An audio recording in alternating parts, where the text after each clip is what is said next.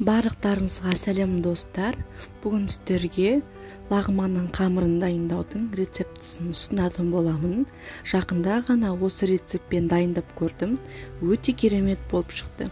Видеоны соңына дейін қарап, видеодағыдай етіп жасайтын болсаңыздар, дәл осылай сіздерде де әдемі болып шығады.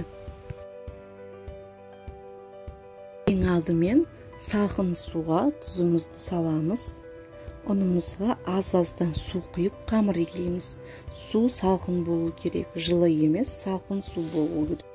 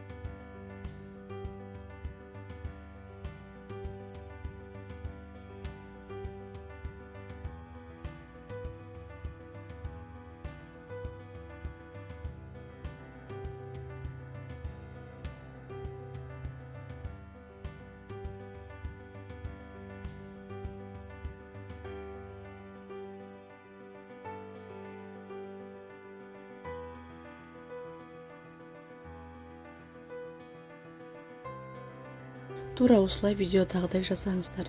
Мен ешқандай жерін қырқып салған жоқпын. Толық видеосын салдым. Енді осылай конверт қылып ораймыз да, үстін кішкене басы 1-2 рет целлофанға салып 1 сағатқа қоямыз. 1 сағат тұрды. Енді целлофанымыздан алып, үстінен дағы басып шығатын боламыз.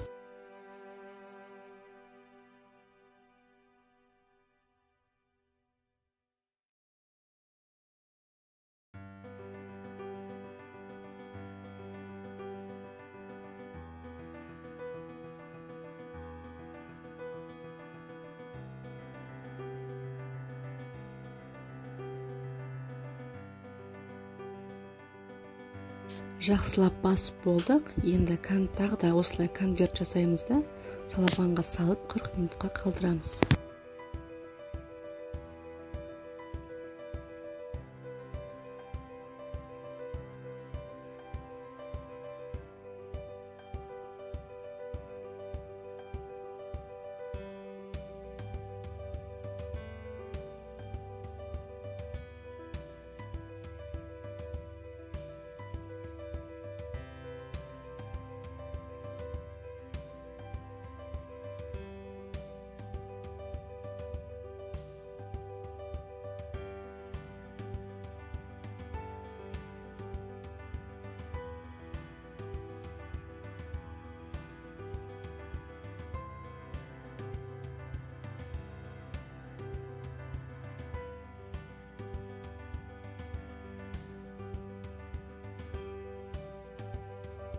Міне қамырымыз 40 минуттай тұрды. Енді қамырымызды алып қолмен басамыз.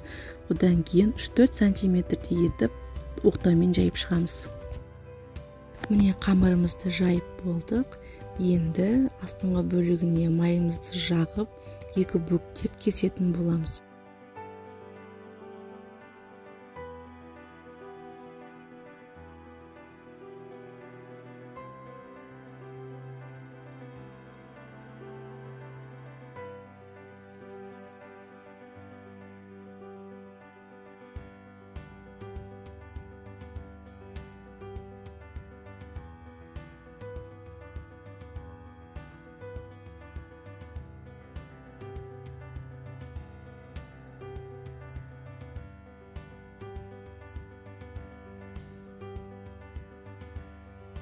Kesкен қамырымыздың үстіне май жағып шығамыз. Целлофанға салып 10-15 минутқа қоямыз.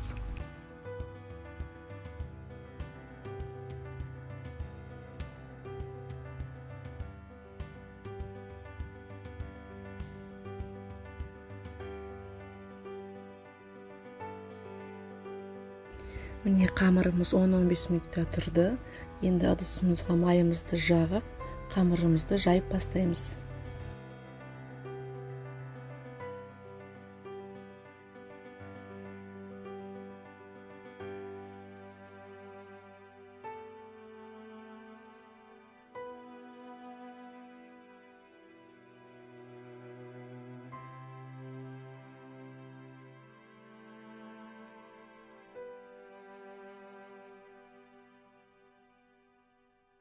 Қамырымызды жайып болдық. Енді ыдысымызға осылай айналдыра отыра қойып шығамыз.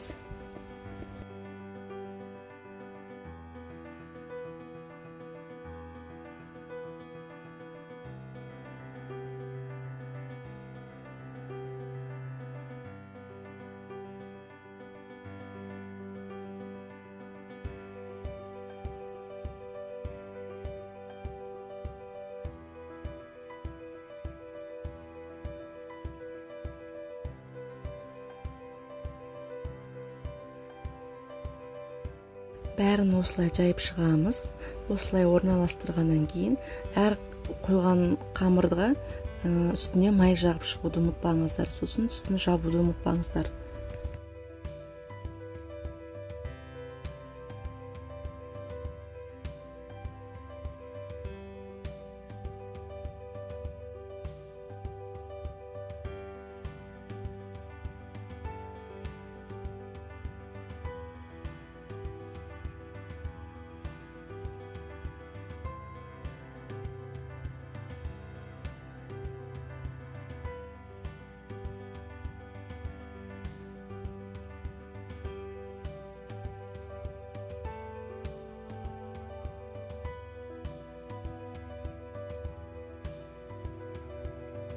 Енді столымыздың үстіне майды жағамыз. Қамырымызды алып, жайып шығатын боламыз.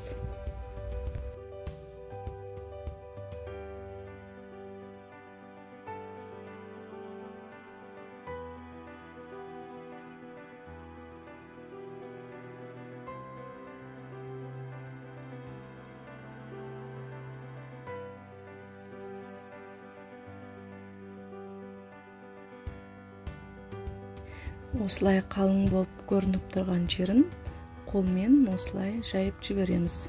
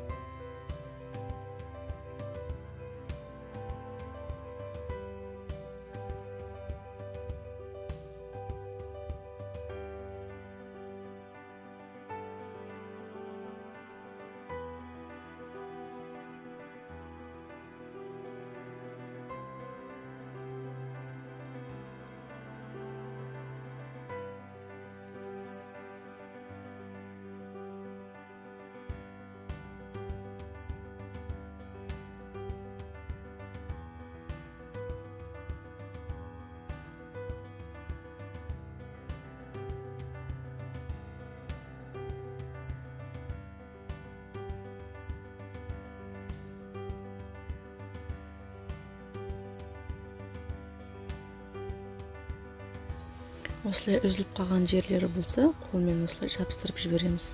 Енді осылай қолымызға жинап алып, қамырды ұрып шығамыз. Сол кезде әдемі қамыр шығады. Қатты ұрудың қажеті жоқ. Міне қамырымыз дайын.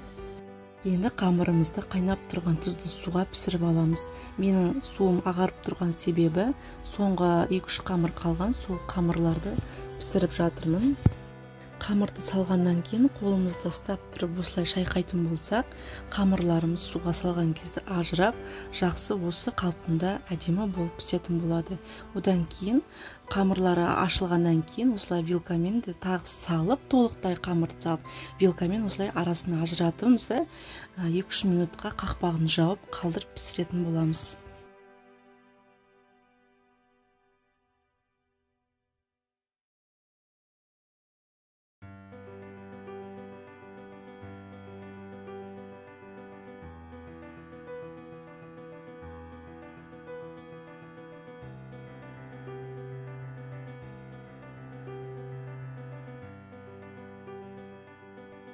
Міне қамырымыз пісті, енді сүзіп аламыз. Одан кейін салқын суға бір шайып алып, оны тағы сүзіп алып, таза ыдысымызға саламыз.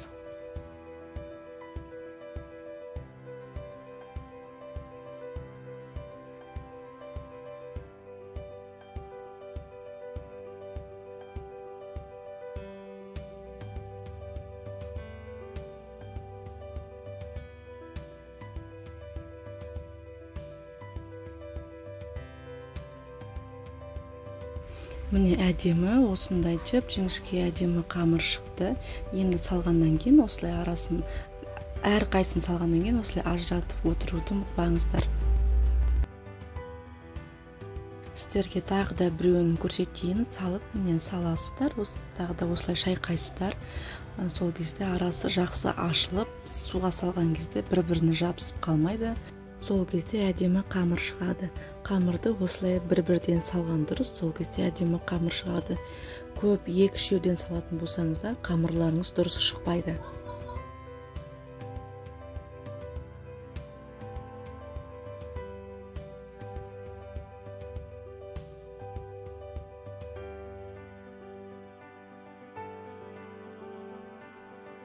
Міне әр қайсын 2-3 минуттан пісіріп аламыз. Әр қайсын алғаннан кейін мұздай суға салып шайып алуды ұмытпаңыздар.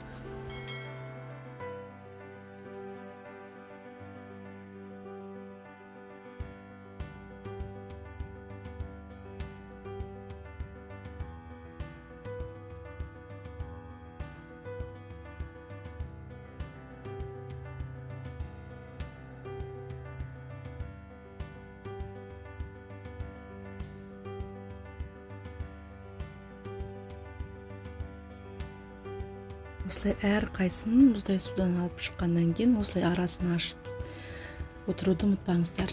Міне лағманның қамыры дайын болды. Енді үстіне сұйық майға қолымызды батырып, осылай арасына жағып шығатын боламыз.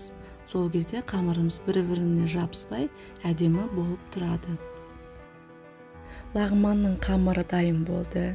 Сіздерге міндетті түрде ұнайды деген ойдамын.